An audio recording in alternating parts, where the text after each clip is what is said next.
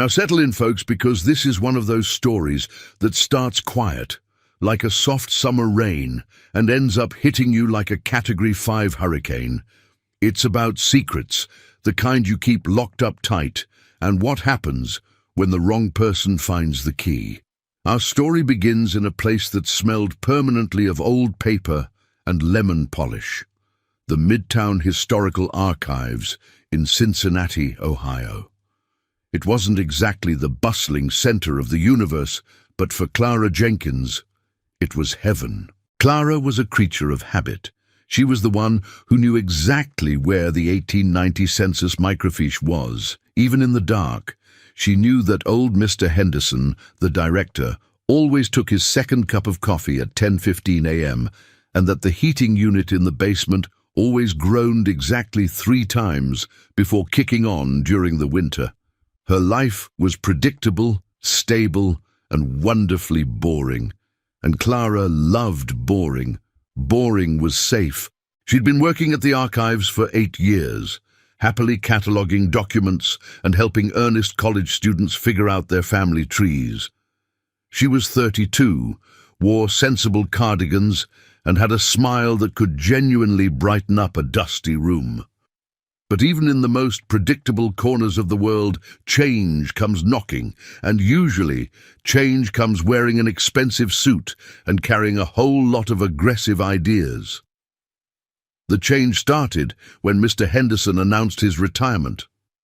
It was a tearful affair, mostly because Mr. Henderson was going to miss the archives, but also because everyone knew what was coming next. The city council had made it clear the archives needed to modernize, streamline, and become fiscally relevant. Translation: a new boss was coming, and he wasn't going to be spending his afternoons discussing the proper storage temperature for fragile maps. Clara spent the last week before the new boss arrived in a state of low-grade anxiety. She dealt with this anxiety the only way she knew how, by pouring all her fears, all her frustrations, and all her incredibly embarrassing secret thoughts into her journal. Now, this journal. Let's talk about that journal. It wasn't one of those fancy, leather-bound affairs with a lock. No, this was a simple, sturdy, dark green composition notebook. It looked like something you'd use for high school algebra, but inside those college-ruled pages, Clara held nothing back.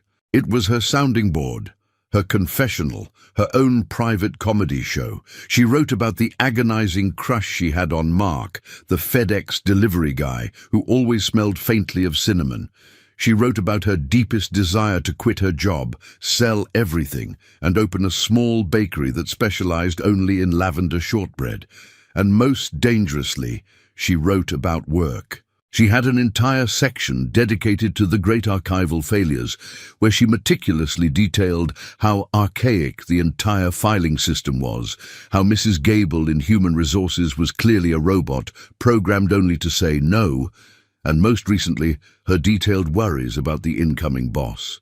She had even given the new, unknown boss a highly unflattering nickname, Mr. Spreadsheet. Clara kept the journal with her at all times. It was usually tucked deep inside her oversized tote bag, under her lunch and a paperback novel. But today, she'd been writing during her lunch break in the small, quiet reading nook reserved for staff and serious researchers. The room had a massive mahogany table, and Clara had been hunched over it, furiously scratching out her worries about how Mr. Spreadsheet was probably going to force them all to wear matching polo shirts. "It's 12:45 p.m., she wrote, her penmanship tight with tension. "I feel like I'm waiting for the executioner. Henderson left the place in a comfortable mess, and I know Mr. Spreadsheet is going to clean house. I just hope he doesn't fire me before I get to see Mark the FedEx guy one last time.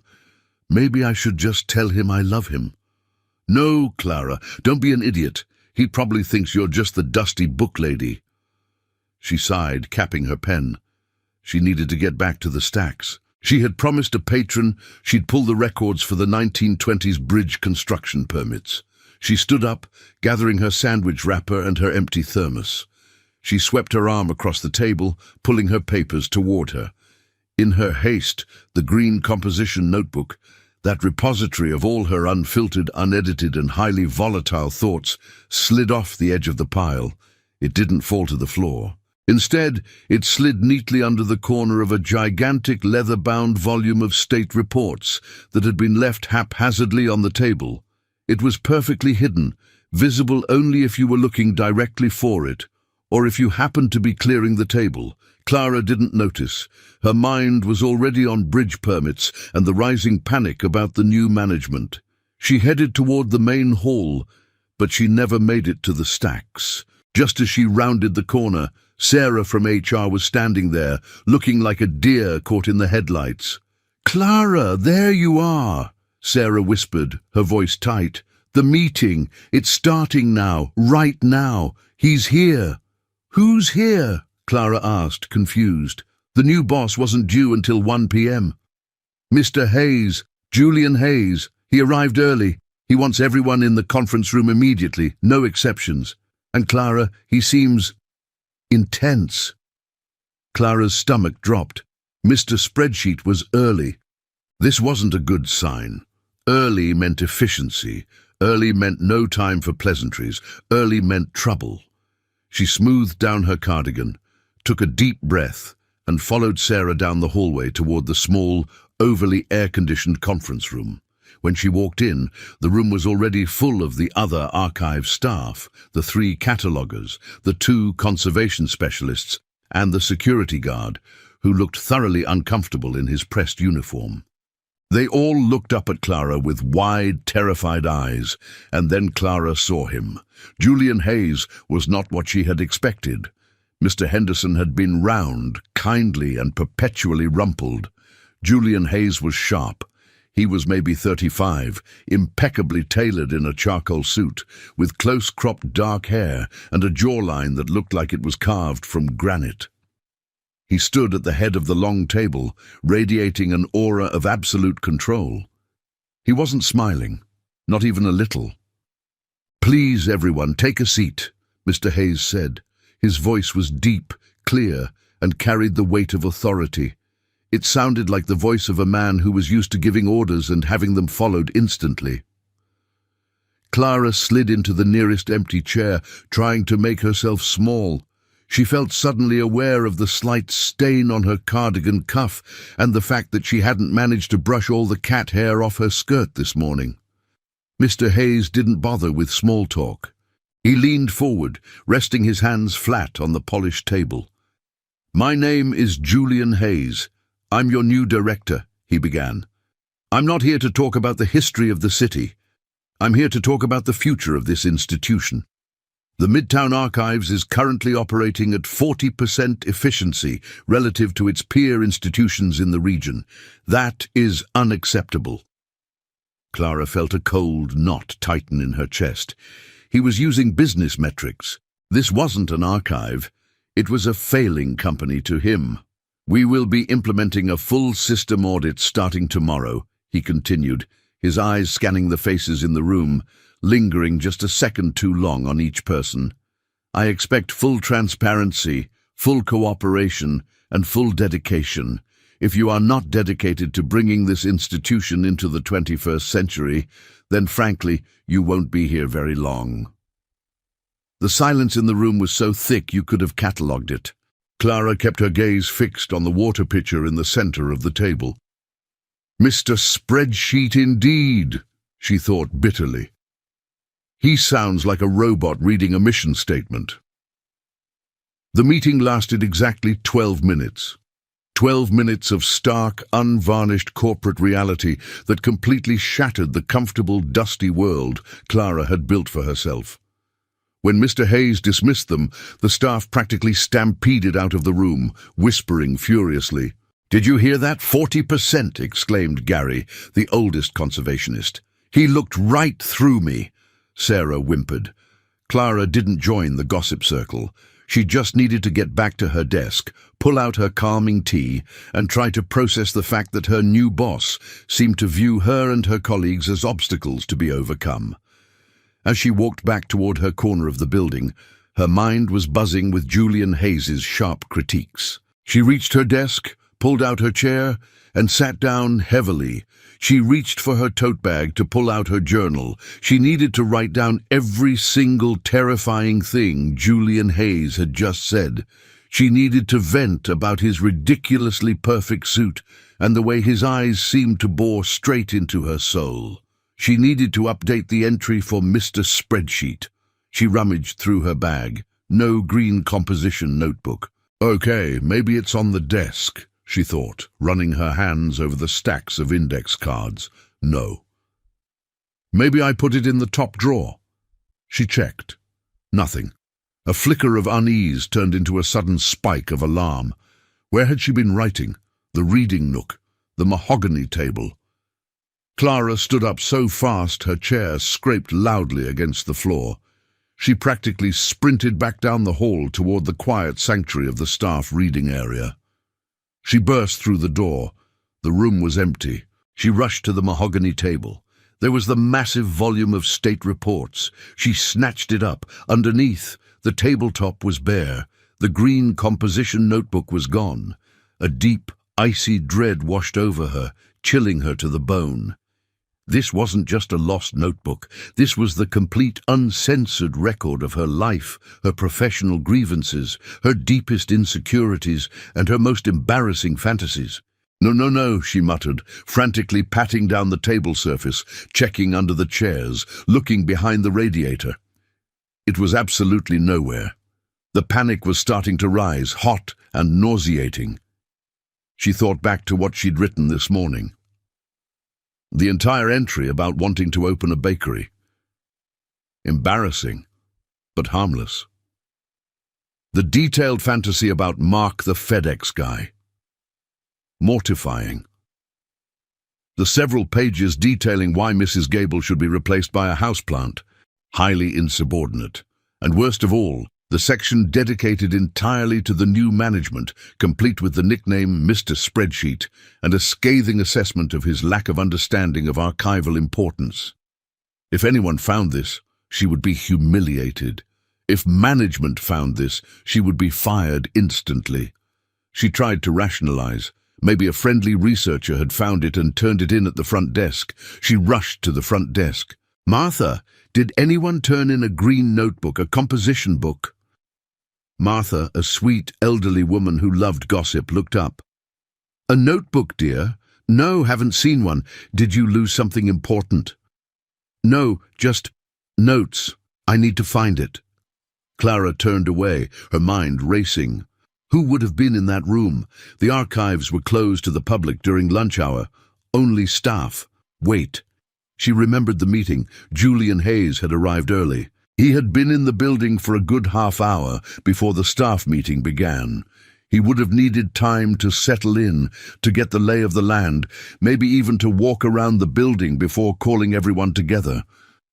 And the staff reading nook was right next to the director's office suite. Clara stopped dead in the hallway.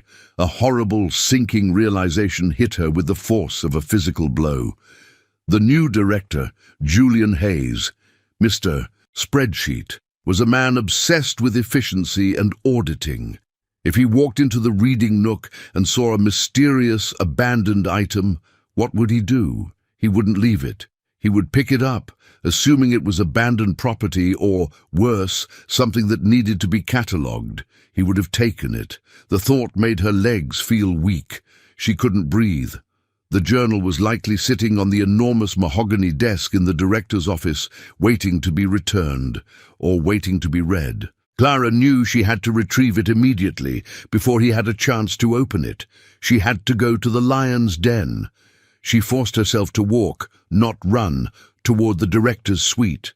Meanwhile, in the spacious office that still faintly smelled of Mr. Henderson's pipe tobacco, Julian Hayes was indeed settling in. He had dismissed the staff, and now he was focusing on the task at hand, gutting the inefficiency of this dusty establishment. He walked over to the corner of the room, where a small, forgotten stack of old city brochures lay. He planned to toss them out. Clutter was the enemy of productivity. He picked up the stack. Underneath, there was a worn, dark green composition notebook. Julian frowned slightly. He recognized the type of book, cheap, standard issue. It certainly didn't look like a valuable artifact. He picked it up, intending to drop it in the recycling bin. But as he held it, he noticed something. The cover was scratched, and taped to the front was a small, faded sticker of a unicorn playing a piccolo. It looked profoundly personal. He flipped it over, checking for a name. Nothing. Julian was a pragmatic man. He wasn't usually prone to snooping, but this felt different. It was clearly a staff member's property, perhaps left during a break. He decided he should at least see if there was a contact number inside, so he could return it discreetly. He opened the cover. The first page was filled with large, looping handwriting. It wasn't a contact number, it was a date, October 14th. And then a title, underlined 3 times. Initial Assessment of the New Management Disaster, aka Mr. Spreadsheet. Julian Hayes stopped breathing. His precise, efficient mind froze entirely. Mr. Spreadsheet. He lowered himself into the large leather chair behind the desk, the notebook resting in his hands. Curiosity, sharp and irresistible, overcame his professionalism. He had to know who had written this, and what exactly they thought of him. He turned the page. He didn't find a name. He found a detailed, brutally honest and extremely funny critique of his introductory speech. He speaks like a badly programmed robot. He thinks he's going to fix 40% efficiency with charts and terror. What he doesn't understand is that 40% efficiency means we only waste 60% of our time, which is actually quite good for a municipal job. He also has the coldest, most judgmental eyes I have ever seen. I bet he eats his oatmeal with a protractor. I hope he trips on the antique carpet and spills his corporate jargon all over himself. Julian felt a strange mixture of irritation and grudging amusement. This person was clearly insubordinate, but they were also exceptionally witty. He checked the handwriting again. Large, expressive loops. He flipped through a few more pages. He found the entry about the HR manager. Mrs. Gable is less a human and more a poorly constructed wall of denial. If the archives were on fire, she would deny us permission to use the fire extinguisher on the grounds that we hadn't submitted Form 3B in triplicate. Julian chuckled quietly, a sound he rarely made at work. He had met Mrs. Gable. The description was disturbingly accurate. He kept reading. He couldn't stop. This wasn't just office gossip. This was a window into the soul of one of his employees. Then he hit a particularly detailed entry, dated yesterday. Mark the FedEx guy was here again. His uniform is getting tighter. I think I need to submit a formal report on the structural integrity of his biceps. I almost told him that I dream about running away with him and opening a lavender shortbread bakery, but then I remembered I'm a grown woman who spends her weekends alphabetizing dusty death records. I settled for asking him if he needed a signature. Julian Hayes, the man who only dealt in spreadsheets and quarterly reports, was now reading the intimate thoughts of a woman who had a crush on a delivery guy and dreamed of shortbread. He realized he was holding an explosive device. This journal contained professional libel, deeply personal confessions, and a running commentary on his own appearance and management style. If he returned it now, the author would know he had read it. If he kept it, he was spying. His eyes scanned the page again, focusing on the recent entry about his arrival. He was still Mr. Spreadsheet. He was about to close the book, convinced he should just shred the entire thing and deny its existence, when a soft knock echoed on his office door. Julian quickly snapped the green notebook shut and slid it under a stack of folders on his desk, just as Clara Jenkins opened the door and stood hesitantly in the frame. Clara looked pale, her sensible cardigan slightly askew. She was one of the cataloguers, the one who had sat quietly in the meeting, looking terrified. Julian looked up at her, his face a mask of professional, unreadable neutrality. Inside, his mind was screaming, She is the one. She is Mr. Spreadsheet's worst nightmare. She is the shortbread dreamer. "Yes, Miss Jenkins?" Julian asked, his voice calm and level. Clara took a shaky breath, trying to appear professional despite the frantic pounding of her heart. She glanced around the office, her eyes sweeping over the desk, searching desperately for that familiar green spine. "Mr. Hayes," she began, her voice barely a whisper. "I apologize for interrupting, but I seem to have misplaced a professional notebook. I was hoping perhaps it was turned in here."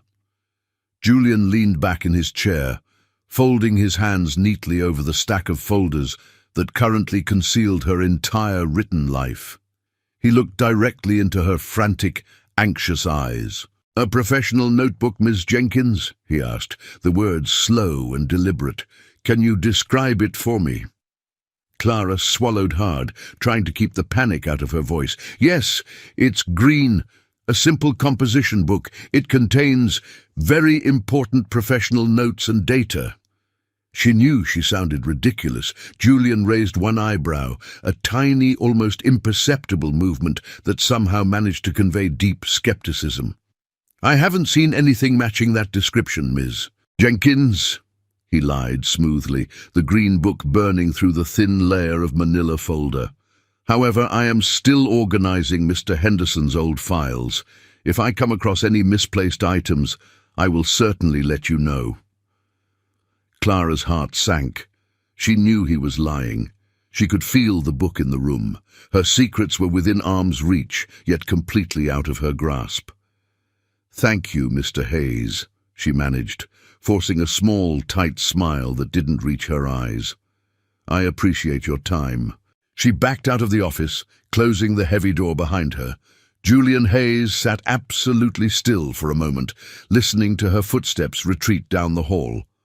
Once he was sure she was gone, he slowly pulled the green notebook out from under the folders. He flipped it open again, landing on the entry about his eyes being cold and judgmental. He smiled. It wasn't a kind smile or a professional one.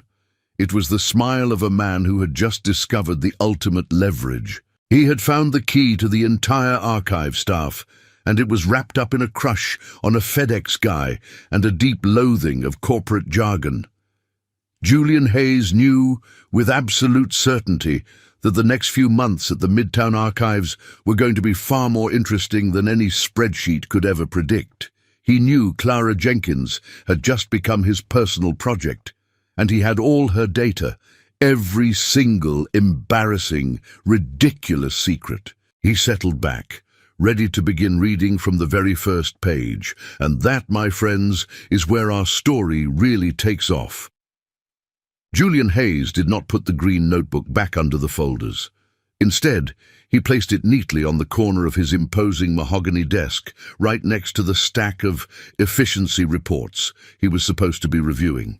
He didn't touch the reports. He touched the notebook. He was a man who lived by data, and this notebook, Ms. Jenkins's journal, was the most fascinating, terrifying, and utterly necessary piece of data he had ever encountered. It wasn't just a collection of secrets. It was a psychological profile of his most dedicated employee, and possibly a map to the entire institution's culture. He read on, past the assessment of his own jawline and the structural integrity of the FedEx guy's biceps. He needed context. He found Clara's entry from 3 months ago, detailing a disastrous staff potluck where she had accidentally spilled chili on Mr. Henderson's favorite antique globe. "I wanted to die," she had written. "I spent 3 hours scrubbing the 17th century Balkans. Gary said it was fine, but I know Henderson thinks I'm a menace. This is why I stick to the stacks. People are too volatile. Globular surfaces are too volatile. Maybe I should just wear a plastic bubble." Julian permitted himself a quiet, private laugh.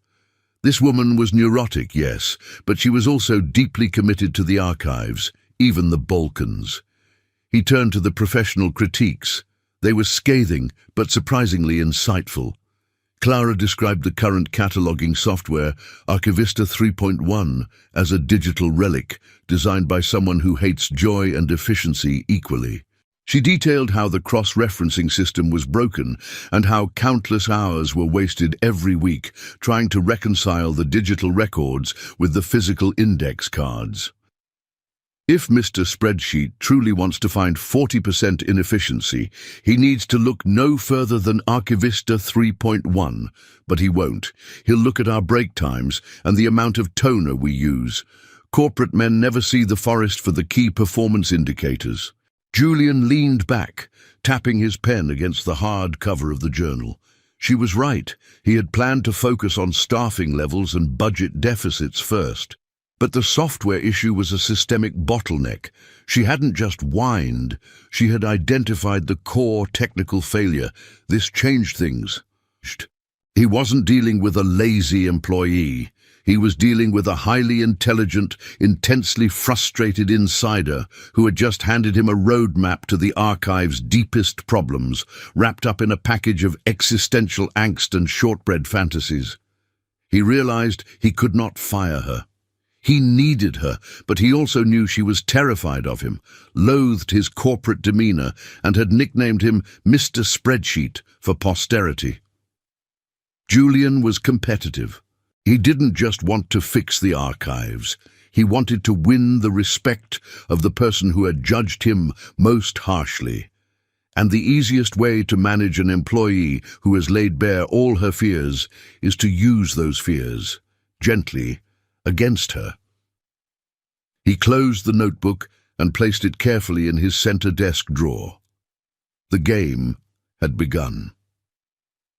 Meanwhile, Clara Jenkins was back at her desk, experiencing a level of cold sweat usually reserved for people trapped in elevators. The loss of the journal was bad enough, but Julian Hayes's denial, that smooth, utterly convincing lie, had confirmed her worst fear. He had it. He was reading it. Every time the phone rang, every time a door opened, Clara jumped. She kept replaying the conversation in her head. "A professional notebook, Miss Jenkins." The mocking emphasis on professional was clear, wasn't it? He knew it wasn't professional. He knew it contained the diagram she drew of Mrs. Gable as a filing cabinet with legs. Clara tried to work, pulling the 1920s bridge construction permits, but the names and dates swam before her eyes. Every historical document suddenly seemed to judge her. The 1923 ledger entry for concrete expenditures looked suspiciously like a page from her journal detailing how she almost cried when she ran out of lavender essential oil. Her co-workers were still buzzing with fear, but their fear was generalized. Clara's fear was specific, targeted, and highly incriminating. "I swear, Gary," Sarah whispered, leaning over the partition, "he just walked past and didn't even acknowledge my existence. It's like I'm invisible." Invisible? Clara thought bitterly. I wish I was invisible. I'm probably the only person in this building he can actually see because he's reading my thoughts right now. She needed a plan. She needed to retrieve the journal before he got to the section detailing her complicated relationship with carbs. The next morning, Julian Hayes arrived early as planned. The first step of the system audit was to meet with department heads and outline the technological overhaul. Since the archives were small, this meant meeting with Gary, conservation, Martha, front desk admin, and Clara, cataloging, research support.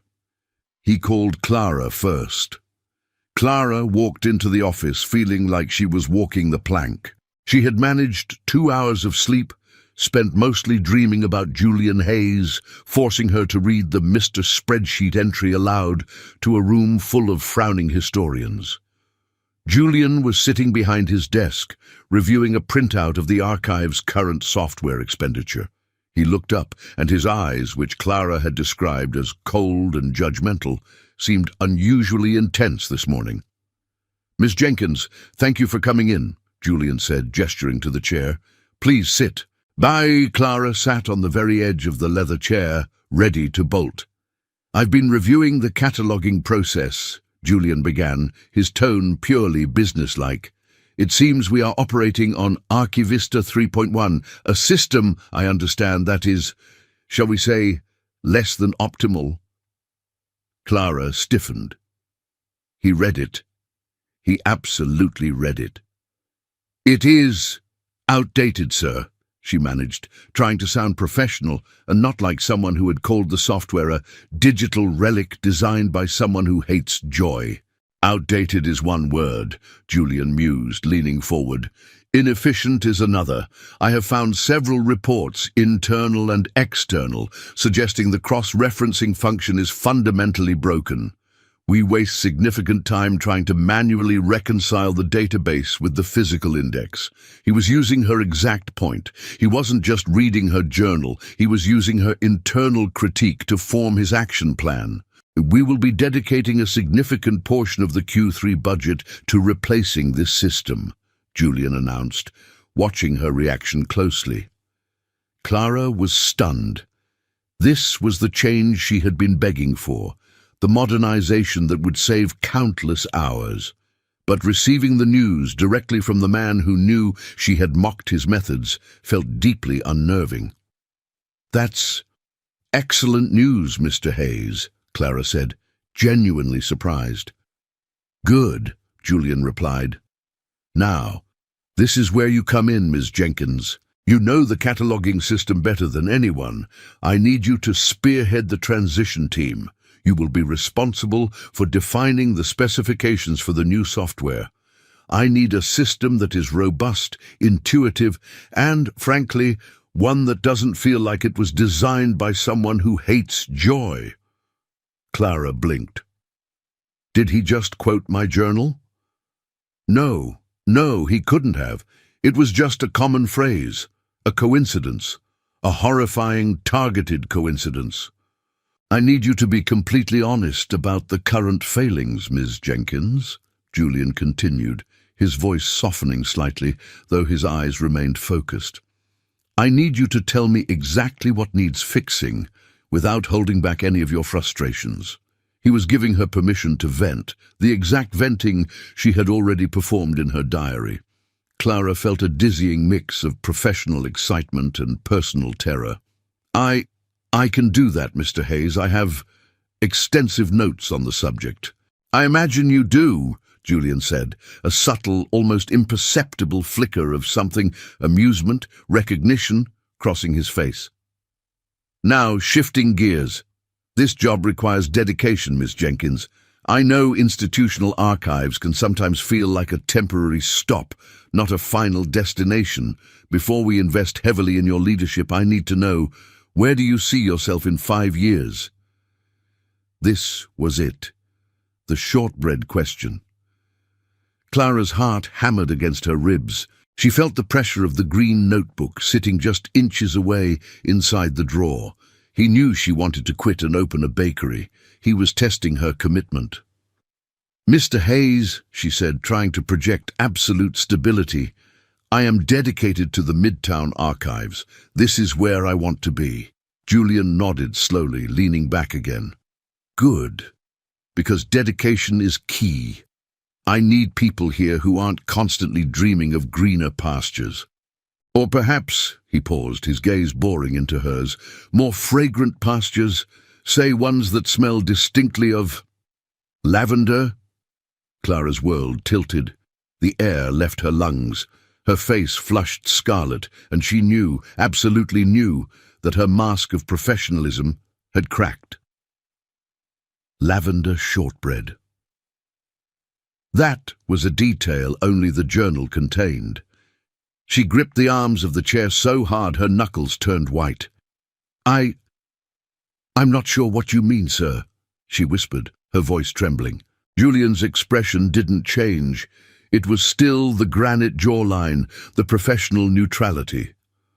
"I mean, Miss Jenkins," he said, his voice dropping slightly, "that I need to know you are focused on archival science, not on distracting secondary interests. I require your full attention on this software transition. Can I count on that?" He had offered her a plausible deniability, a professional out. He hadn't accused her of dreaming of baked goods. He had merely used the word lavender in a sentence, but the message was crystal clear. I know your secrets, and I can bring them up any time I want. Yes, Mr. Hayes, Clara managed, her voice steadier now, fueled by adrenaline and panic. You can absolutely count on my full attention. Excellent. We start planning the transition immediately. I expect weekly reports, Ms. Jenkins. You may use your extensive notes to begin. Clara stood up, feeling physically ill. She mumbled a thank you and stumbled out of the office, closing the door behind her with meticulous care. Julian Hayes watched the door click shut. He permitted himself a small, satisfied smirk. Target acquired, leverage confirmed. He hadn't intended to use the lavender reference so soon, but she had looked so stiff, so terrified, that he couldn't resist testing the boundaries. He needed her to know he had the information, but he also needed her to believe he hadn't fully breached her privacy, just enough to keep her guessing and highly motivated. He pulled the green notebook out again. He flipped to the section about Mark, the FedEx guy. This was the truly volatile material. The descriptions were detailed, bordering on romantic poetry, punctuated by self-deprecating notes about her own dusty booklady status. If he truly wanted to control Clara Jenkins, he needed to control her environment. He needed to manage her distractions. He checked his watch. Mark usually delivered the priority shipments around 11 a.m. Today, Julian decided, he would handle the priority shipments personally. Clara spent the rest of the morning locked in a torture chamber of her own making. She was elated about the software project. It was her dream assignment. But the terror of exposure overshadowed everything.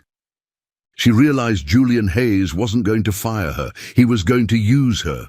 He was going to dangle the journal over her head, subtly mocking her secrets while leveraging her true expertise. She was trapped in a highly efficient, corporate Gothic nightmare. She resolved that the only way out was to retrieve the journal. She needed a distraction, a break in his routine, a moment when that drawer was left unlocked. At 10:55 a.m., Clara heard the familiar rumble of the delivery truck outside. Mark was here. She usually timed her coffee refill to coincide with his arrival at the front desk. It was her one small, foolish pleasure. Today, she needed that cinnamon-scented stability more than ever. She grabbed her thermos and headed toward the front hall, forcing herself to walk at a normal pace. But when she got to the reception area, Mark wasn't there. Martha was looking confused, holding an empty clipboard. "Martha, where's Mark?" Clara asked, trying to sound casual. "Oh dear, he didn't come in," Martha replied. "Mr. Hayes intercepted him in the loading dock 5 minutes ago, took all the boxes himself, said he needed to streamline intake procedures. Never seen the director handle packages before." Clara froze. Julian Hayes had intercepted Mark? The journal contained the entry. "If Mark ever stops coming, I will know true despair. I think I would rather face a Category 5 hurricane than a day without his fleeting, cinnamon-scented presence." Julia knew exactly how important Mark was to her routine, to her sanity. He wasn't just streamlining intake. He was deliberately cutting off her emotional lifeline. Clara felt a sharp, cold sting of realization. This wasn't professional management.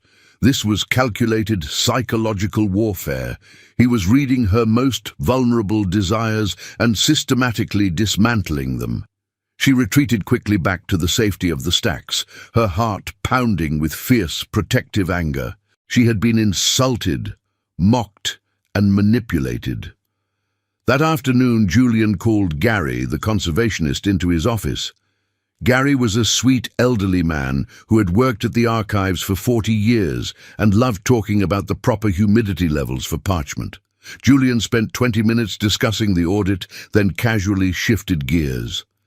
"Gary," Julian said, his expression serious, We need to address the heating unit in the basement. Gary frowned. The heating unit? It groans a bit, but it works fine, sir. Yes, Julian agreed, but I've been informed that it groans exactly 3 times before kicking on during the winter. That kind of predictability is an energy drain.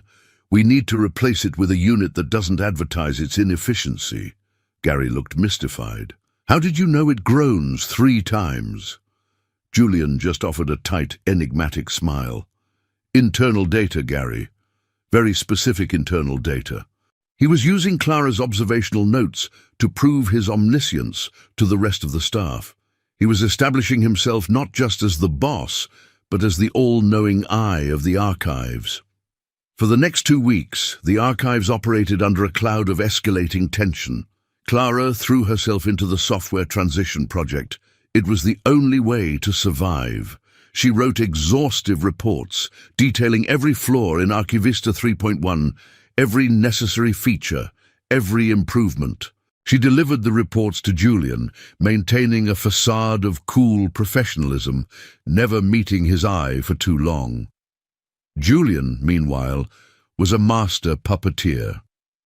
He continued to subtly drop hints from the journal during staff meetings.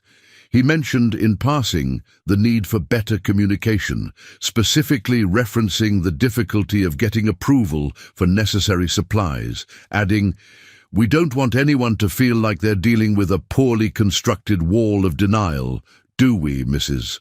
Gable?" Mrs. Gable, who had never heard that phrase before, just stared blankly. Clara nearly choked on her water. He also started asking specific, highly detailed questions about the 1890 census microfiche, the exact location Clara knew even in the dark. He wasn't asking for the information, he was asking for her to prove she knew it, validating another entry about her encyclopedic knowledge of the archives. The most constant and most painful manipulation was the continued absence of Mark, the FedEx guy. Julian now insisted on handling all incoming and outgoing packages himself, personally walking down to the loading dock every day at 11 a.m. Clara felt the loss acutely. Her small daily routine, her moment of connection was gone. Julian had stolen her joy and replaced it with a crushing, efficient silence. She knew she had to act. Her professional success, the software transition, was now inexorably linked to the man who held her deepest shame. She needed the journal back, not just for her privacy, but for her sanity. Clara started studying Julian Hayes's routine. She knew he left for a mandatory early dinner with a city councilman every Tuesday evening at 5:30 p.m. sharp. The archives closed to the public at 5 p.m., and the other staff usually cleared out by 5:15 p.m. Tuesday was her only window. She spent the Monday night before planning her mission. It was ridiculous.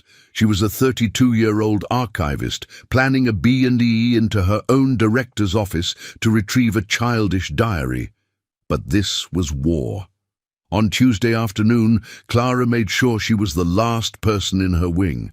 She pretended to be deeply engrossed in reshelving historical maps, working slowly until she heard the distinct sound of Julian Hayes's door closing and the heavy click of the main office lock. 5:35 p.m. He was gone. Clara crept out of the stacks. The building was silent, thick with the smell of aging paper and dust. The only light came from the emergency exit signs and her small desk lamp, which she had left on as a decoy. She walked on tiptoes toward the director's suite. The heavy mahogany door to his office was locked, as expected. She hadn't thought about the lock. She had been so focused on timing that the simple reality of a standard office lock had escaped her. She tried the knob. Solid. "Think, Clara, think," she muttered to herself. Julian was a man of efficiency. He wouldn't use a complicated lock. She remembered an entry from her journal years ago about how Mr. Henderson always forgot his keys and had taught her a trick to open simple interior locks with a thin piece of metal. Clara rushed back to her desk and pulled out her emergency kit, a small tin containing safety pins, paper clips, and a tiny decorative metal bookmark shaped like a cat. She returned to the director's door, heart pounding. She slid the thin, sturdy metal bookmark into the gap between the door and the frame, just above the latch. It took 3 agonizingly long minutes, during which she was certain the security guard, who was probably asleep in the basement, would suddenly materialize.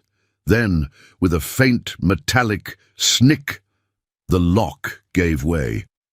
Clara pulled the door open just enough to slip inside. She closed it silently behind her, plunged into the deep twilight of the spacious office. The air in the room was colder than the rest of the archives. Clara could faintly smell Julian's expensive cologne, overlaid with the ghosts of Mr. Henderson's pipe tobacco. She went straight for the desk. The large, polished mahogany surface was immaculate, save for a single stack of papers and a sleek tablet. She tried the center drawer. Locked. She tried the top left drawer. Locked. The top right drawer. Locked. Julian Hayes was not a man who left anything to chance. All the drawers were secured. Clara slumped against the desk, fighting back tears of frustration. She had risked everything, only to be foiled by basic security measures. She ran her hands across the smooth wood, desperate. Where would he put it? Then she remembered the day she lost it. The notebook was not a file. It was personal property. She looked around the room, away from the desk. There was a small, ornate bookshelf, filled with impressive but clearly decorative leather-bound books. She ran her hand along the spines. Nothing. She looked at the small sitting area. Nothing. Clara was about to give up when her eyes landed on a large, heavy safe tucked into the corner behind a decorative fern. It was an antique safe, likely left over from the original building, probably used for fragile deeds or cash receipts. He wouldn't put it in the safe. It's just a composition book. But then she reconsidered. Julian Hayes treated the journal like the most critical piece of intelligence in the archives. He had used it to form his audit strategy. He would secure it like the crown jewels. Clara approached the safe. It was heavy, dark iron, with a spinning dial. There was no way she could open that. She started to panic again, the adrenaline wearing off, replaced by raw dread. She had wasted her chance. She turned to leave, defeated. As she reached the door, she glanced back at the desk. The sleek tablet Julian had been using was sitting there. She hesitated. She couldn't steal his work equipment. That was a serious crime. But then she remembered the lavender shortbread comment. The calculated cruelty of taking Mark away. Julian Hayes was already inside her head. What was a little corporate espionage in return? Clara crept back to the desk, picked up the tablet, and pressed the power button. It immediately asked for a password. Of course, she sighed. She tried the obvious first password 1331. No. She tried archives. No. She tried efficiency. No. She tried spreadsheet. She had to try it. No. She stared at the blank screen, thinking about the man who owned it. Precise, corporate, analytical. What would Julian Hayes choose as a password? Something related to his goals. She tried Q3 audit. No. She tried a date. His start date. Window 123. Boom. No. Clara closed her eyes, picturing the man, his cold eyes, his granite jaw. She thought about his obsession with metrics and data, and then she remembered the precise, devastating number he had thrown out in the first meeting, the number that defined their institutional failure. She typed 40%. The screen flickered. Access granted. Clara gasped. It was so simple, so arrogant. She quickly navigated through his files, looking for anything labeled journal, notes, or personnel. She found a folder labeled Operational Data Personnel. She clicked it open. Inside were 3 documents, 2 were standard HR reviews. The third was a single PDF file, dated today, 6 p.m. It was titled Jenkins, C. Vulnerability Assessment and Leverage Strategy. A wave of nausea hit her. He hadn't just read the diary. He had formalized her secrets into a strategy document. Clara clicked the file open, her hands shaking so violently she almost dropped the tablet. The document was crisp, professional, and terrifying. It was a bulleted list of her personal and professional weaknesses, all extracted directly from the green notebook. Target, Clara Jenkins. Cataloger, 8 years tenure, high institutional knowledge, low career ambition, perceived. Core grievances, professional leverage. Archivista, 3.1 failure, critical path for modernization. HR friction, Mrs. Gable. Old director, Mr. Henderson, complacency. Personal vulnerabilities, motivators. Deep fear of public humiliation, exposure, ref, potluck incident. Existential career dissatisfaction, ref, lavender shortbread bakery ambition. Emotional attachment to external distraction, ref, mark, FedEx delivery, must maintain personal handling of all deliveries to control exposure. Strategy, implementation. Phase 1, confirmation. Deploy subtle references to personal vulnerabilities, e.g., lavender during mission-critical assignments, e.g., software transition, to ensure maximum focus and compliance. Phase 2, sustained control. Continue to remove emotional distractions, mark, and use professional grievances, archivista, to create positive reinforcement loop. Phase 3, long-term. Upon successful completion of Q4 objectives, use journal retrieval as a reward, contingent upon continued dedication. Clara stared at the screen, tears blurring the crisp text. It wasn't just that he knew her secrets. He was treating her like a chess piece, using her dreams and anxieties as levers to achieve his corporate goals. She wasn't a person to him. She was data. 40% inefficiency waiting to be optimized by the deployment of personalized terror. The rage that suddenly flooded her was hotter and fiercer than any fear. She was tired of being terrified. She was tired of being Ms. Jenkins. She looked back at the safe. He had her journal, her history, her soul locked away. She knew she couldn't open it now, but she had his data. She had his password, and she had his entire cynical plan. Clara quickly took 2 photos of the vulnerability assessment document with her cell phone just in case. Then she closed the file, logged out of the tablet, and placed it exactly where she had found it. She slipped out of the office, relatching the door with the cat bookmark, and hurried back toward her desk. Julian Hayes thought he had all the leverage, but he had just exposed his entire playbook. Clara sat down, shaking, but now with a clear focus. She still needed the journal back, but her immediate goal had changed. He had declared war, and Mr. Spreadsheet had just severely underestimated the dusty book lady. She was no longer just the author of the journal. She was now a strategist with access to the director's confidential files. She looked at her phone, at the blindingly clear photograph of Julian's plan. The only way to survive a corporate audit was to audit the auditor. And she was ready to start digging. The game was far from over. The rage that flooded Clara Jenkins was a revelation. It wasn't a hot, blinding fury, but a cold, hard, archival anger, the kind that makes you meticulously catalogue the details of your enemy's defeat. She sat at her desk, the fading light of the late afternoon casting long shadows, and stared at the photo on her phone. Jenkins, C. Vulnerability Assessment and Leverage Strategy. Vulnerability assessment, she whispered. He had reduced her dreams of lavender shortbread and her crush on a delivery guy to bullet points for corporate manipulation. She was tired of being terrified. Julian Hayes thought he was running an audit. He was about to discover that she was a specialist in historical deconstruction. She spent the next hour reviewing the document, not as a victim, but as a spy. She was looking for weaknesses in his strategy.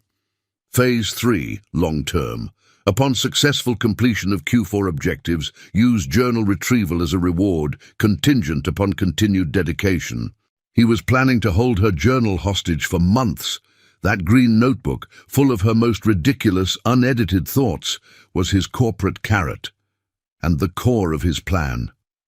Control exposure and maintain personal handling of all deliveries to control exposure. He was obsessed with control.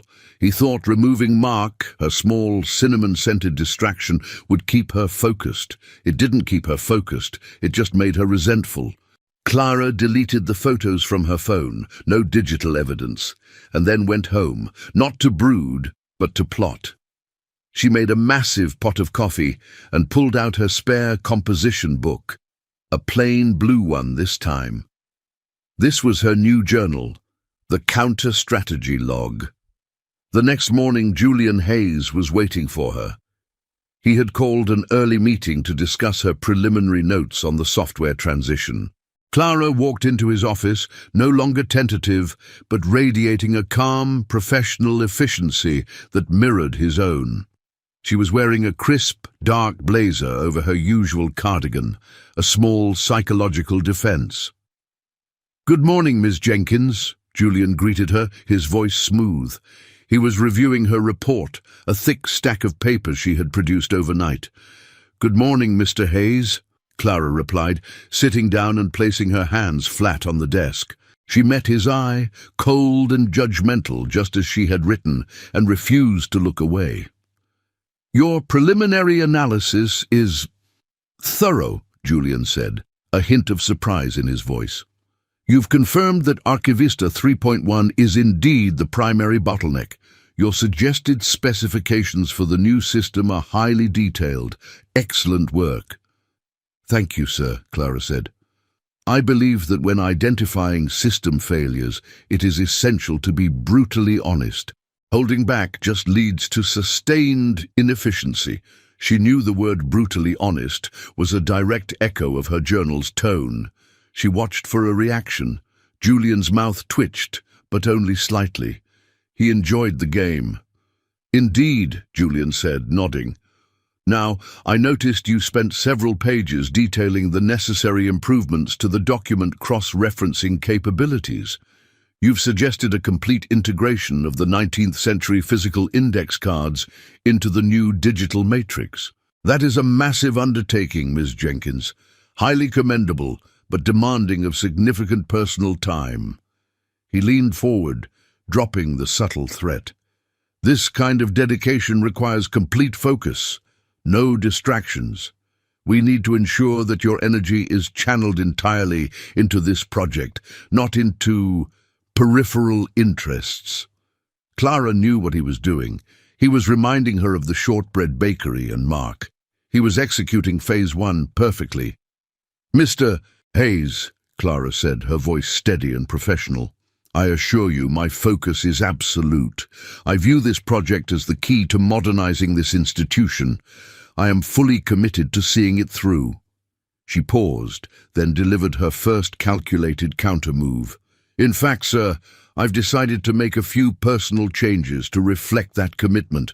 I've realized that my old habits were perhaps too rooted in complacency.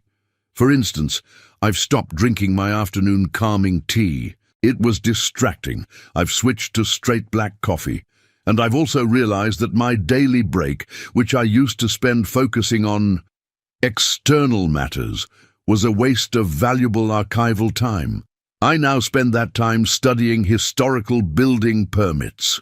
Julian Hayes looked genuinely thrown off balance for the first time. The journal detailed her reliance on calming tea and the precise timing of her Mark encounters. Her sudden dramatic shift in routine was unexpected. "That's admirable, Ms. Jenkins," Julian said, recovering quickly.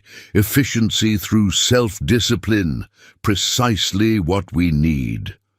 "And speaking of efficiency," Clara continued, moving on to her second point, "I've encountered a slight administrative roadblock. To get accurate vendor quotes for the new software, I need to meet with several local IT solutions providers. I've scheduled meetings with 3 companies next week. 2 are in the suburbs, but the third, Data Stream Solutions, is located downtown near the central FedEx hub. She watched him closely. His leverage strategy required him to control her exposure to Mark. She had just created a perfectly legitimate, professional reason to be in Mark's territory. I will, of course, need the director's authorization to travel off-site, Clara finished, offering him the sign-off sheet. Julian's eyes narrowed slightly. He knew exactly what she was doing. She was testing his control. If he denied the meeting with Data Stream Solutions, he would expose his surveillance. If he allowed it, he risked her emotional attachment being rekindled. He took the sheet, his granite jaw set. Data Stream Solutions is a reputable firm, Julian stated, signing the form with a flourish. The meeting is approved, but Ms. Jenkins, I expect you to maintain a strict schedule. No time spent on non-archival activities. Of course, Mr. Hayes, Clara said, taking the sheet back. Archival activities only. She stood up, feeling a small internal victory. She hadn't retrieved the journal, but she had successfully challenged his control matrix without ever breaking character. The next few days were a tense, silent war waged through memos and meetings. Julian maintained his psychological pressure, making sure to handle every single box that came through the loading dock. But Clara was now fighting back with the weapon he had taught her to value most: data. She started sending him supplementary reports filled with highly specific, almost obsessive details about the archive's operations, details that were straight from her journal, disguised as professional insight. For instance, she delivered a memo on the archive's security protocols, noting that the combination lock on the antique safe in the director's office was likely a standard 3-digit sequence related to the building's founding year, a detail she had written down years ago when helping Mr. Henderson organize old records. Julian, seeing this as further proof of her deep, almost psychic understanding of the building's inefficiencies, immediately changed the safe combination. He was so focused on validating her insights that he didn't realize she was testing his reflexes and confirming the safe's importance. Clara also began working on her second counter-strategy, targeting Mrs. Gable. Julian's document noted that he could leverage HR friction. Clara decided to eliminate that friction by turning Mrs. Gable into an ally. She approached the HR manager, the poorly constructed wall of denial, with a detailed professional request for a new high-speed scanner, a request that had been denied 3 times previously. Mrs. Gable, Clara said, presenting the paperwork, I know you've had to reject this request before, but I need your help.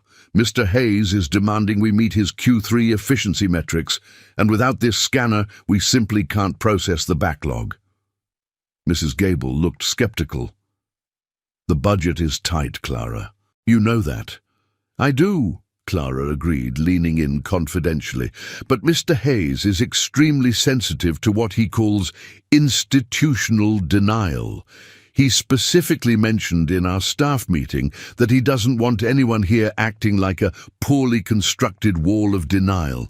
He wants cooperation and forward motion.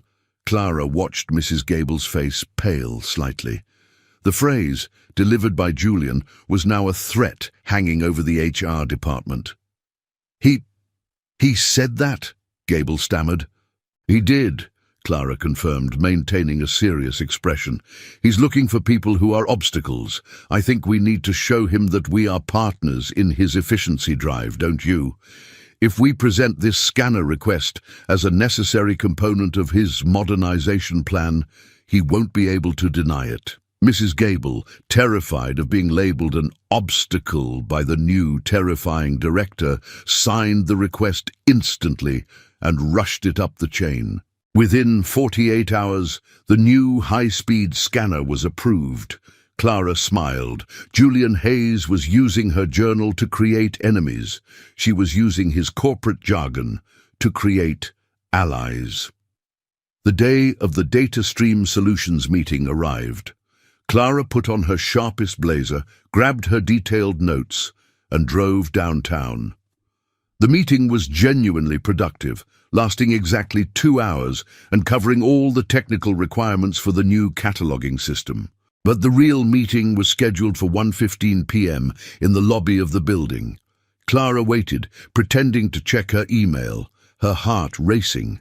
Exactly on time, the double doors swished open, and Mark, the FedEx guy, walked in. He was wearing his uniform, and yes, the structural integrity of his biceps was still impressive. He smelled faintly of cinnamon and cardboard. "Mark!" Clara called out, projecting the sound across the marble lobby. Mark stopped, looking slightly confused to see the dusty book lady dressed in corporate attire downtown. "Clara, what are you doing here?" he asked, walking over, his smile warm. "Oh, just a site visit for the archives," she said, keeping her tone light and professional. "We're upgrading our systems. Listen, I haven't seen you at the archives lately. Did you change routes?" Mark shrugged, looking slightly embarrassed. "Yeah, that new guy, Mr. Hayes. He stopped me a few weeks ago. Said he was going to handle all the deliveries personally for security reasons. Weird, right? I miss coming up to the stacks." "Very weird," Clara agreed, confirming Julian's continued manipulation. "Well, it was great to see you, Mark. Keep up the good work." "You too, Clara. Good luck with the upgrades." Clara watched him walk away, feeling a rush of vindication. It was a fleeting 2-minute interaction, but it was a direct violation of Julian's sustained control phase. She had proven to herself that she could circumvent his surveillance. She drove back to the archives, feeling powerful. She was no longer just the cataloger, she was the counter-strategist. When she returned, she immediately went to her desk and compiled a perfectly dry, professional report on the data stream meeting. She made sure to note the exact time she finished the meeting, 1:05 p.m. She made no mention of the lobby encounter. She dropped the report on Julian's desk at 3:00 p.m. Julian didn't call her in immediately. He was processing the data. He had authorized the trip, confident that he had removed the opportunity for connection. Now he had to wonder, did she see him? Did she violate the terms of her focus? Clara knew he was reading the report, checking the times, running the mental calculations. The uncertainty was her new leverage. The next week, Julian Hayes escalated the conflict. He was clearly annoyed by Clara's sudden competence and her successful maneuvering around his controls. He decided to hit her where he thought she was weakest, her fear of public humiliation. He called an all-staff meeting to review the initial findings of the software transition plan. Clara was presenting the core requirements. When it was Clara's turn, she stood up, armed with slides and data, ready to impress. "As you can see," Clara began, pointing to a graph detailing the hours wasted on manual cross-referencing, "Archivista 3.1 is bleeding efficiency. The solution requires a system that can handle both our current digital records and integrate our vast physical index." "Excellent, Ms. Jenkins," Julian interrupted smoothly, leaning back. "But integration is complex. It requires not just technical skill, but a certain courage to face past mistakes. I recall you once had an incident involving a historical artifact and a beverage.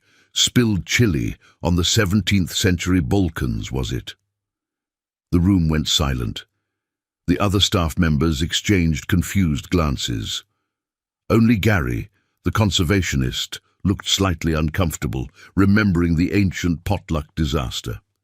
Julian had weaponized the potluck entry. He was humiliating her publicly, using a deeply personal, embarrassing moment to remind her that he held the power of exposure. Clara felt the heat rise on her neck, but she didn't break. She had anticipated this. She had read the leverage strategy. She looked straight at Julian, her expression unwavering. "Yes, Mr. Hayes," Clara replied calmly. "It was chilly, and yes, It was the Balkans. It was a failure of judgment that resulted in 3 hours of careful, meticulous cleaning. It taught me a valuable lesson, sir. Never underestimate the volatility of an external element, whether it's a spicy condiment or an outdated piece of software. She paused, then added with quiet authority, I assure you, sir, I am meticulous now. I check my external elements carefully. I am not planning any further spills. Julian's eyes widened, just a fraction. Her response was perfect. She acknowledged the reference, turned the humiliation into a strength, meticulousness, and by using the phrase external elements, she echoed the corporate language he valued. She had deflected his attack and returned to the agenda, all while confirming that she understood the rules of the game. He realized he couldn't break her with simple public shaming. She was too smart and too prepared. Very well, Miss Jenkins, Julian said, his voice returning to its normal clipped tone. Continue. Clara finished her presentation flawlessly. The staff left the meeting impressed by her technical knowledge and slightly bewildered by the director's strange obsession with the Balkans. The conflict was now shifting from psychological warfare to a professional duel, but Clara still needed the journal. She needed to remove his ultimate leverage. She knew Julian was reading the journal frequently. The entry about her crush on Mark was particularly detailed, full of descriptions of his laugh and the way he carried packages. Clara decided to use the journal to set a trap. She had to create a scenario where Julian would need to access the journal outside of his secure office, and then she would exploit that moment. She started writing an addendum to her weekly progress reports, carefully inserting accidental personal notes at the bottom, written in the style of the green notebook. These notes were innocuous, but pointed. Report Addendum 10/29. P.S. Confessional. I'm so focused on the transition, I haven't even thought about my shortbread dreams. I've decided cinnamon is a far superior spice to lavender anyway. Maybe I'll open a cinnamon bun shop, less delicate, more robust. She left the report on Julian's desk when she knew he was in a budget meeting. Julian found the note later that afternoon. He pulled out the green journal, finding the original lavender shortbread entry. He frowned. She was changing her core identity. Was this real dedication or a tactical shift? He had to verify the data. The next day, Clara launched her final gambit. She was working late, officially cleaning up the cataloging area, when she received a frantic call from Gary, the conservationist. Clara, thank goodness. I'm locked out of the conservation vault. I need to access the environmental controls immediately. The humidity sensor is spiking, and I can't let the 17th century maps get damaged. Gary, what happened to the key? I left it on my desk, but the custodian locked the main conservation area door early. I'm outside the building, heading back now. Can you get in? The code for the interior door is 4820. Hurry. Clara rushed to the conservation area. She entered the code and found the inner door to the main vault, a massive metal door designed to protect the most fragile documents. The humidity was indeed spiking on the external monitor. She tried the handle. Locked. This was the final heavy-duty lock. Gary arrived moments later, breathless. The key is the only way. It's on my desk inside the director's office suite. He's the only one with the universal master key for the inner office door, remember?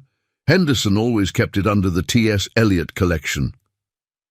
Julian Hayes is still here, Gary, Clara whispered, looking toward the director's suite.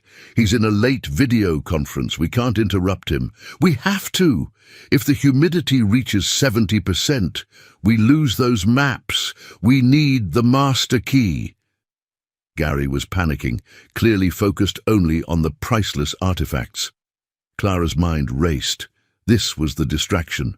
This was the crisis that would force Julian to leave his office and the security of his locked desk drawer.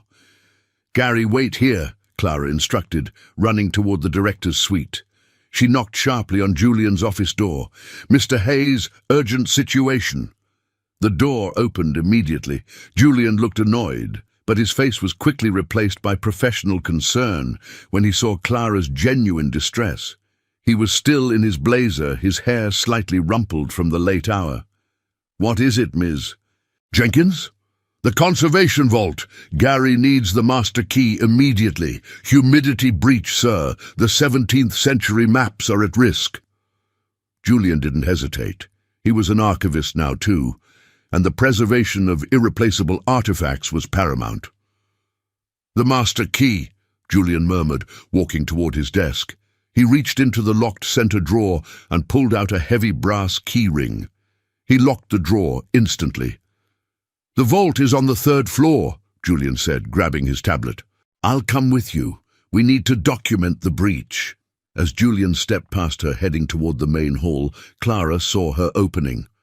"Mr. Hayes!" she called out, stopping him just outside the door. "Wait! The conservation door code! I can't remember it. It's 4820, right?" Julian stopped, pulling out his tablet to check his notes, or rather, her notes, which he had digitized. He was so focused on verifying the door code and the severity of the humidity spike that he didn't realize he had left his office door ajar and his center desk drawer containing the journal unlocked for less than 10 seconds while retrieving the key. "It is 4820, Julian confirmed, his eyes glued to the screen. "Thank you, sir," Clara said, and as he turned to hurry down the hall, she slipped back into the office, quiet as a ghost. She darted to the desk. The lock on the center drawer was still engaged, but she noticed something vital. The drawer was not fully closed. In his haste to secure the key, Julian had pushed the drawer shut, but it hadn't clicked into the locked position. Clara gently pulled the drawer open an inch. Inside, nestled beneath a file marked Budget Overrun Projections, was the familiar dark green composition notebook. She snatched it out, her hands shaking with relief and adrenaline. She didn't pause to gloat. She shoved the notebook inside her blazer, pushed the drawer shut until it clicked audibly, and slipped back out of the office, closing the door behind her. She ran down the hall, joining Julian and Gary at the conservation vault. Julian was already inserting the master key.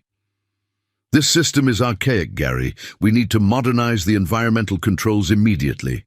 The inner vault door swung open. Gary rushed in, checking the monitors. "It's stabilizing. Just a false alarm on the sensor, thank God. But thank you, Mr. Hayes. You saved the collection." Julian sighed, relief washing over his features. He was pleased to have averted a disaster. Clara watched the interaction, feeling the comforting weight of the green notebook pressed against her chest. She had won.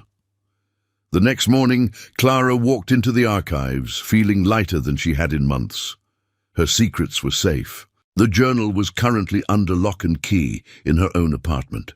She went straight to Julian Hayes's office. He was already there, reviewing reports. "Good morning, Miss Jenkins," Julian said, looking up. He seemed slightly distracted, probably due to the late night. "Good morning, Mr. Hayes," Clara replied, her voice calm. She reached into her tote bag and pulled out the dark green composition notebook. She placed it precisely in the center of his immaculate desk. Julian stared at the book. His calm facade cracked slightly. He looked from the notebook to Clara, then back to the notebook. "What is this, Ms. Jenkins?" he asked, his voice low and dangerous. "This, sir," Clara said, maintaining a steady gaze, "is my professional notebook. The one I reported missing 2 weeks ago. I found it." Julian picked up the notebook. He knew instantly it was the one. He flipped through the pages, his thumb running over the exact spot where she had detailed the Mr. Spreadsheet entry. He looked back at her. "And where, pray tell, did you find this highly important professional data?" Clara smiled, a genuine, confident smile that reached her eyes for the first time in weeks. "It was in the staff reading nook, sir," she lied smoothly, mirroring his own denial from 2 weeks prior. "It had slid underneath that massive volume of state reports. I must have missed it when I checked that day." She gave him a look that said, "I know you read it. I know you lied. And now, I'm giving you an out." Julian Hayes, the man of data, efficiency and control, was momentarily speechless. He understood the implication perfectly. She was signaling the end of his leverage, and she was doing it by forcing him into a moment of mutual professional denial. He placed the notebook back down. He knew he couldn't admit he had kept it, read it, and based his entire management strategy on it. "I am relieved you found your notes, Ms. Jenkins," Julian said, his voice regaining its composure, though the intensity in his eyes was palpable. "We need your full focus on the software transition. I trust this means all your distractions are now resolved." Clara nodded. "All resolved, Mr. Hayes. In fact, I've decided to double down on my commitment. I'm cancelling my off-site meeting with Data Stream Solutions next week." Julian raised an eyebrow.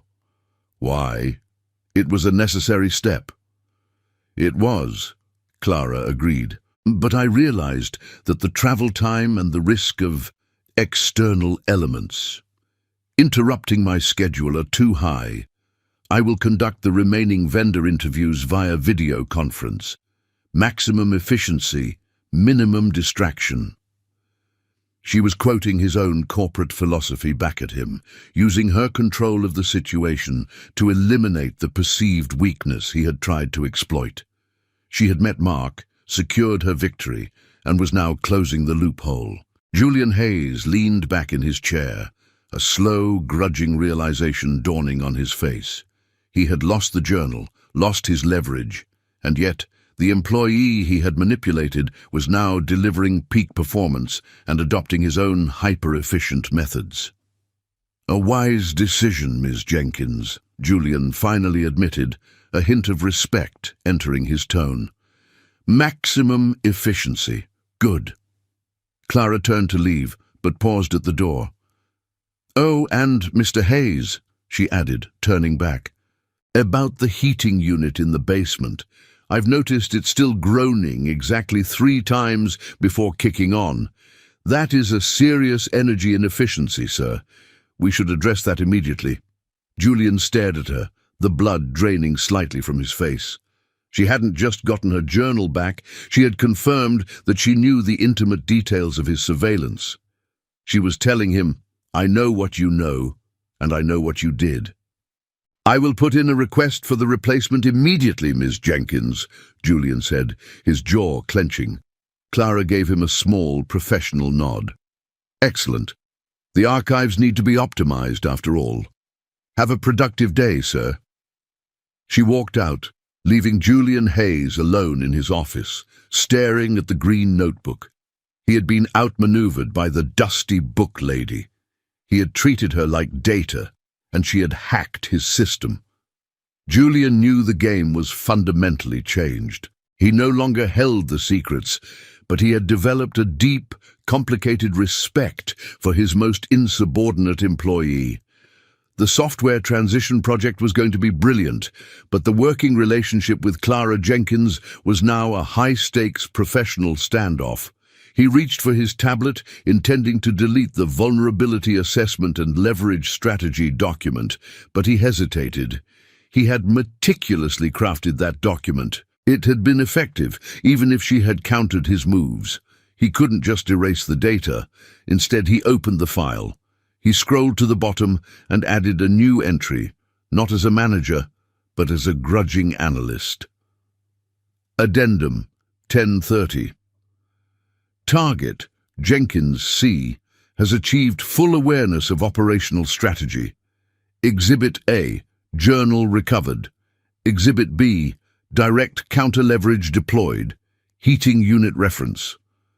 Conclusion, Target is not merely a high-potential employee, but a highly effective, complex and unpredictable variable. Strategy must shift from control to collaboration, with extreme caution. Julian Hayes leaned back, the ghost of a smile touching his lips. He thought about the lavender shortbread, the cinnamon-scented delivery guy, and the meticulous fury of the woman who had just won the first round. He was ready for the next phase. He had an archives to modernize and a fascinating, terrifying colleague to manage. And that, my friends, is when the real complications began. Julian Hayes sat there, staring at the green notebook, feeling something he hadn't experienced since he was about 10 years old, and his mother caught him trying to build a spreadsheet of his allowance expenditures. Pure, unadulterated defeat. He had been outplayed, not by a complex corporate rival, but by the dusty book lady who dreamed of cinnamon-scented delivery men. She had taken his playbook, understood his rules, and used his own obsession with efficiency to secure her freedom. He didn't delete the vulnerability assessment document immediately. Julian Hayes didn't delete data, he archived it. He created a new folder labeled Lessons Learned, Unpredictable Variables, and moved the file there. It was a monument to his miscalculation.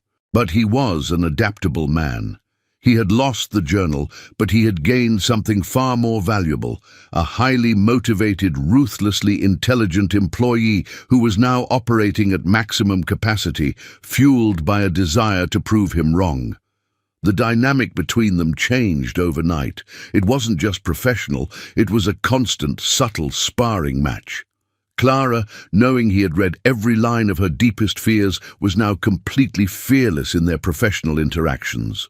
She was the expert, and she acted like it. In one meeting about the new system architecture, Julian questioned the cost of a particular server upgrade. "Ms. Jenkins," he said, tapping a pencil against the budget line item, "this seems fiscally ambitious. Is this truly necessary?" Clara looked at him, her gaze cool. "Mr. Hayes, if you want a system that operates at 100% efficiency, you need to invest in capacity.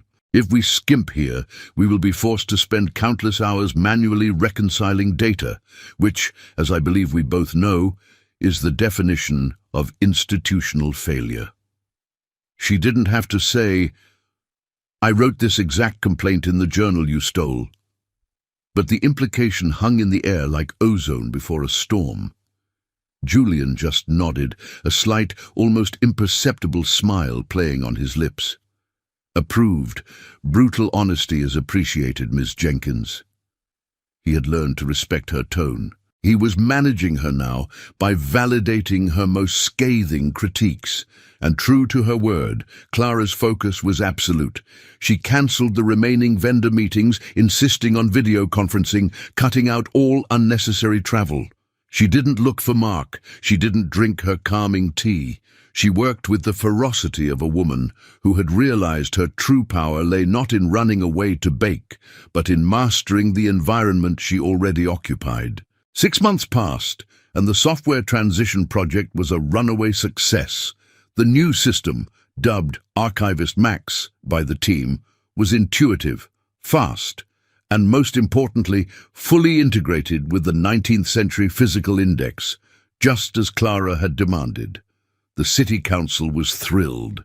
The Midtown Archives was suddenly a model of efficiency. Julian Hayes, the cold corporate director, suddenly looked like a genius. One afternoon, Julian called Clara into his office. The room felt different now, less like a mausoleum, more like a command center. "Ms. Jenkins," Julian began, gesturing to the chair, "the Q2 report is complete. We have exceeded every benchmark.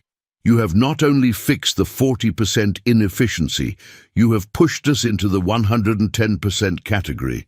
This institution owes its success entirely to your work." Clara accepted the praise with a simple nod. She didn't need flowery language. She needed recognition.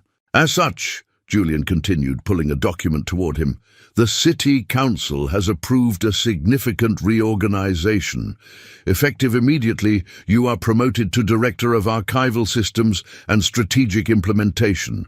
You will be reporting directly to me, and you will oversee all future modernization efforts." Clara felt a swell of professional pride. This was validation, earned through hard work and a terrifying confrontation with her own secrets. "Thank you, Mr. Hayes," she said, her voice strong. "I accept." "Good," Julian replied. "Your new salary reflects the criticality of your role, of course. And Miss Jenkins, I've also authorized a small additional budget line item under staff wellness and morale." Clara frowned slightly. Staff wellness. Julian opened a cupboard behind his desk and pulled out a small white industrial-grade storage container. "I have determined that the persistent absence of our regular courier was detrimental to overall staff morale," Julian explained, his tone completely flat. "I have therefore reversed my previous decision. Mark, the FedEx delivery man, will be returning to his regular route, effective tomorrow morning." Clara stared at the container, then at Julian. He was giving her back her small, cinnamon-scented pleasure. It was an acknowledgement that his previous actions were based on surveillance, and that he was now trusting her to manage her own external elements. "I see," Clara said, trying to maintain her composure. "Yes," Julian said, placing the container on the desk. "And Miss Jenkins, I also noticed that the old heating unit in the basement has been replaced. It now operates silently, without a single groan. I believe that particular inefficiency has been addressed." He was telling her, "I heard your final warning and I complied." Clara finally allowed herself a small, genuine smile. "Excellent news, Mr. Hayes. Silent efficiency is always the goal." She stood up, gathering her papers. The professional relationship was now settled. Julian was the director of the archives, and she was the director of making sure the archives actually functioned. They were a terrifyingly effective team, bound by a shared, unspoken knowledge of her deepest insecurities and his calculated cruelty. As she reached the door, Julian cleared his throat. "One more thing, Miss Jenkins." Clara paused, turning back. Julian picked up a small, elegant box from his desk. It wasn't a standard corporate gift. "I understand that the pressures of this job required you to make certain sacrifices regarding your personal passions," Julian said, his eyes meeting hers. "I believe in balance, and since we are now operating at 110% efficiency, I think a small indulgence is warranted." He slid the box across the desk. Clara opened it. Inside, nestled on a bed of tissue paper, was a single, perfectly baked shortbread cookie. It was pale gold, rectangular, and smelled distinctly of lavender. Clara picked it up, feeling the crumbly texture. She looked at Julian, completely disarmed. "I found a local artisan bakery," Julian explained, maintaining his professional mask, but with a slight softening around the eyes. "I believe they specialize in niche flavor profiles. Consider it a quarterly performance bonus." Clara held the cookie, the lavender scent a warm, comforting reminder of her old, vulnerable self. She realized Julian Hayes wasn't just a spreadsheet. He was a machine that, having processed all her data, was now capable of complex, if highly efficient, gestures of respect. "It's perfect, Mr. Hayes," Clara said softly. "I expect you to enjoy it on your own time, Miss Jenkins," Julian instructed. "And perhaps, if the opportunity arises, you might consider submitting a formal report on the structural integrity of the shortbread, for quality control purposes." Clara chuckled, a sound that was far more confident than the nervous whimpers of 6 months ago. "I will get right on that, sir," she promised, "but I suspect the data will confirm what we already know. Sometimes the most volatile elements are the most rewarding." She left the office, closing the heavy door behind her, and walked down the hall toward her new, larger office. She had the job of her dreams, the respect of the man who had terrified her, and a lavender shortbread cookie in her hand. She didn't need to chase fantasy anymore. She had faced the hurricane, retrieved her secrets, and emerged as the efficient, powerful woman she had always been, thanks entirely to the fact that Julian Hayes, Mr. Spreadsheet, had read every single embarrassing thought she ever had. And that, my friends, is the strange, complicated way the Midtown archives were dragged into the 21st century, not by spreadsheets alone, but by a green composition notebook, a crush on a delivery guy, and the ferocious, meticulous power of a woman who finally learned to stop hiding her secrets.